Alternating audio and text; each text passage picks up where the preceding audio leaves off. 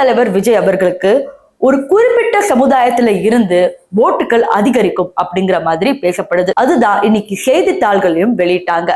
இன்னும் சொல்ல போனா கிறிஸ்டியன்ஸ் ஓட்ஸ் கிடைக்கும் அப்படிங்கிற மாதிரி சொன்ன இந்த செய்தி தான் இப்போ இன்டர்நெட் ஃபுல்லா வைரல்.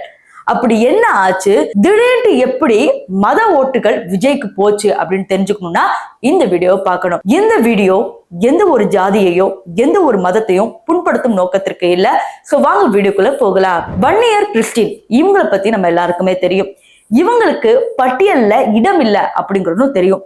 2021 திமுக ஆட்சிக்கு வரும்போது என்ன சொல்லியிருந்தாங்கன்னா, வன்னியர் கிறிஸ்டினுக்கு அவங்க கேட்கறத செய்யப்படும், அவங்கள பட்டியல்ல சேர்க்கப்படும் அப்படிங்கிற மாதிரி நிறைய விஷயங்கள் சொல்லியிருந்தாங்க. ஆனா 2025 ஆகியும் இப்ப வரைக்கும் பட்டியல்ல இடம் கொடுக்கவே இல்லை. இதனால பாத்தீங்கன்னா கிறிஸ்டியன்ஸ் பல பேர் பாத்தீங்கன்னா ரொம்ப நொந்து போயிருந்தாங்க.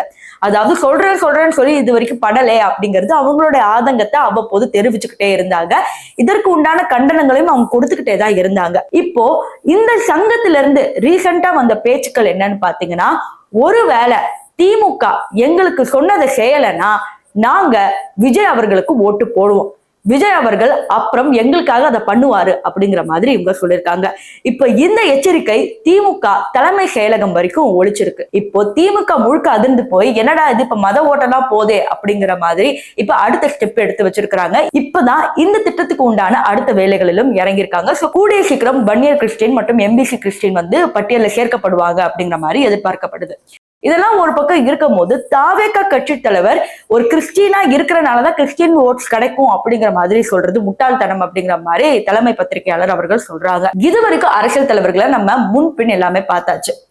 ஒரு புதுசா ஒரு தலைவர் வந்தா என்ன பண்ண போறாரு அப்படிங்கிற ஒரு ஏக்கம் தான். இதையும் தாண்டி விஜய் அவர்கள் தனிச்சு நிக்கணும்னா கிட்டத்தட்ட 40% ஓட்டுகள் தேவை, அட்லீஸ்ட் 35% வேணும்.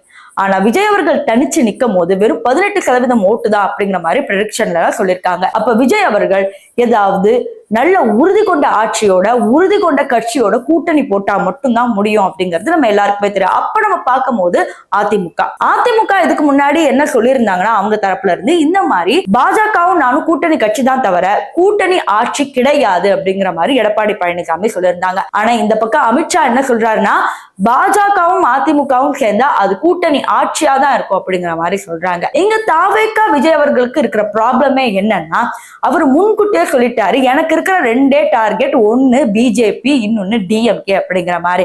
இதையெல்லாம் தாண்டி அதிமுகவோட கூட்டணி வச்சா கண்டிப்பா அதுல பாஜகவோட தலையீட்டும் அதிகமாக இருக்கும். அதனால தாவேகா விஜய் அவர்களுக்கு பல நெருக்கடிகள் வரும் அப்படிங்கிற மாதிரி பேசப்படுது.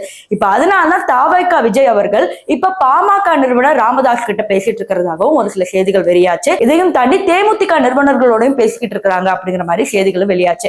எல்லா கட்சியில இருக்கிறவங்க நாங்க இந்த கூட்டணியில தான் இருக்க போறோம், அந்த கூட்டணியில தான் இருக்க போறோங்கிற மாதிரி பல செய்திகள் வந்தாலும் தாவேகா விஜய் அவர்கள் இதை பத்தி வாயவே திறக்க மாட்டேங்கிறாரு. மாநாட்டு அப்போ நாங்க கூட்டணி ஆட்சிக்கு ரெடி, எங்களோட கூட்டணிக்கு வரவங்க வரலான்னு சொன்னாங்க, பட் அதுல பிஜேபி டிஎம்கேவும் கிடையாது அப்படிங்கிற மாதிரி தெல்ல தெளிவா சொல்லியிருந்தாரு. இப்போ இதெல்லாம் தாண்டி அவர் எப்படி அதிமுகவோட சேர போறாரு? அதிமுக தாவேகா சேர்ந்தா ஓட்டு கிடைக்குமா? ஓட்டு கிடைச்சாலும் அதுக்கப்புறம் அவர் துணை முதலமைச்சரா தான் இருப்பார். துணை முதலமைச்சரா இருந்து விஜய் அவர்கள் எந்த மாதிரி ஆக்ஷன் எடுப்பாரு அப்படிங்கிறது தொடர்ந்து தான் பார்க்கணும். சோ இதை பத்தி நீங்க என்ன நினைக்கிறீங்க அப்படிங்கறத கமெண்ட் செக்ஷன்ல சொல்லுங்க.